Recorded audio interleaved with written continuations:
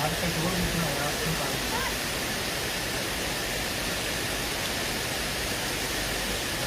नहीं रहते हैं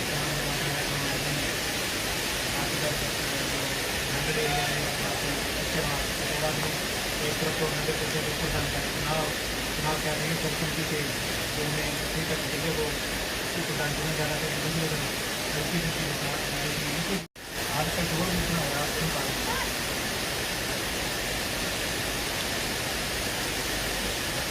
नहीं रहते हैं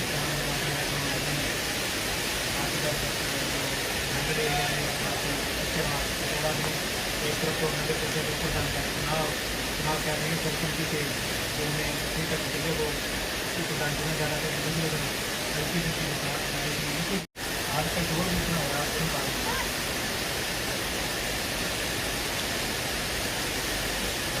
नहीं रहते हैं नगर एरिया है काफ़ी अच्छे वहाँ थोड़ा भी एक तरफ तो 100% ऊपर जाता है चुनाव क्या रहे हैं सरपंच के जो उन्हें अभी तक ठीक है वो प्रधान चुना जा रहा था दूसरे दिन हल्की सी चीज़